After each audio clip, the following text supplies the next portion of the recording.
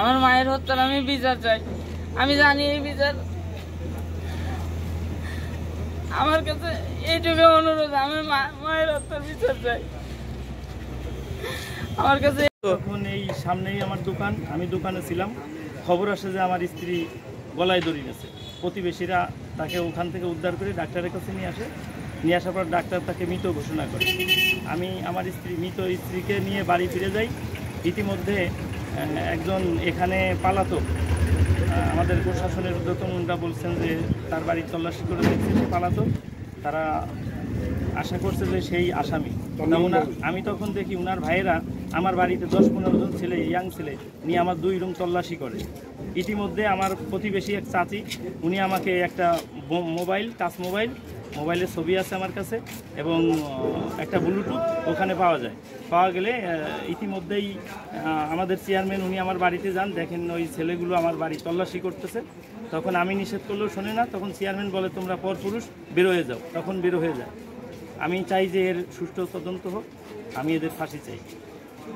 আপনারা যে কথাগুলো এতক্ষণ শুনছেন এগুলো ঠিক আছে। আমি যতটুকু জানি, আমি মৃতর এই মারা গেছে সংবাদ পেয়ে আমি আসি এবং দেখলাম যে সে মারা গেছে। মূলত বিষয়টা হলো যে আসলে সে কি সুইসাইড করছে না তাকে মার্ডার করা হয়েছে এটা আমরা কেউ নিশ্চিত না। তবে তার যে একটা আলামত পাওয়া গেছে, যে মৃতর কাছে যে মোবাইলটা পাওয়া গেছে বা সে যেখানে গলায় দড়ি নেছে সেখানে একটা মোবাইল পাওয়া গেছে, একটা ব্লুটুথ পাওয়া গেছে। এটা আমি নিজে হাতে থানায় ওসি সাহেবের হাতে জমা দিছি। ওসি সাহেব আমাকে জানাইছেন এ বিষয়ে কাজ চলতেছে।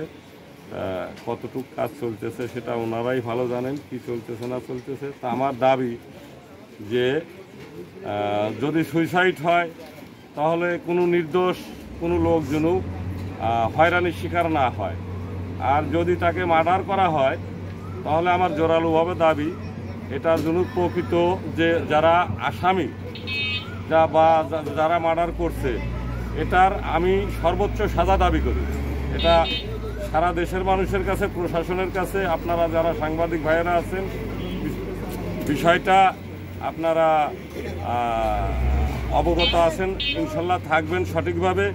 এবং আমি মনে করি যে দেশের প্রধানমন্ত্রী, আমাদের সুনামধন্য প্রধানমন্ত্রী একজন মহিলা, যেহেতু আমরা জানি না সঠিক সে কি মার্ডার না সুইসাইড, তা যদি মার্ডার হয়ে থাকে আমার প্রধানমন্ত্রী পর্যন্ত আমার আবেদন বা শ্রদ্ধার সাথে বলছি বিষয়টা সঠিক তদন্ত হোক, সঠিক বিচার হোক, নিরীহ কোনো লোক হয়রানির শিকার না হোক।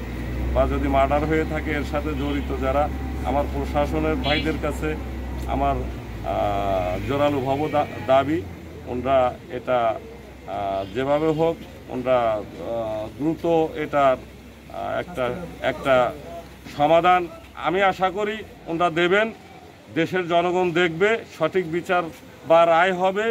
এটা দেশের জনগণ প্রশাসনের প্রতি এখনও আস্থা আছে আমাদের, আদৌ যাতে থাকে, পরেও যাতে প্রশাসনের প্রতি আস্থা থাকে। প্রকৃত যদি সে মার্ডার হয়ে থাকে প্রকৃতভাবে তদন্ত করবে এবং কাজ করবে, এটাই আমার প্রত্যাশা। ঘটনার পর থেকে একজন ব্যবসায়ী পালাতক, সেই ক্ষেত্রে আপনার মন্তব্য?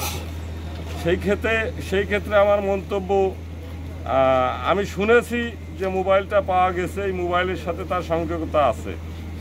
এখন এটা কতটুক সত্য মিথ্যা এটা আমি নিজে জানি না, যে এই মোবাইলটা তার বা তার বন্ধুর বা তার কারো লোকের, এটা আমি সঠিক জানি না।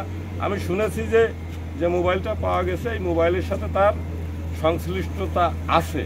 এখন কতটুকু আছে মোবাইলটা আমরা প্রশাসনের কাছে দিয়েছি, প্রশাসন সেটা সঠিক তথ্য বলতে পারবে, এটা আমি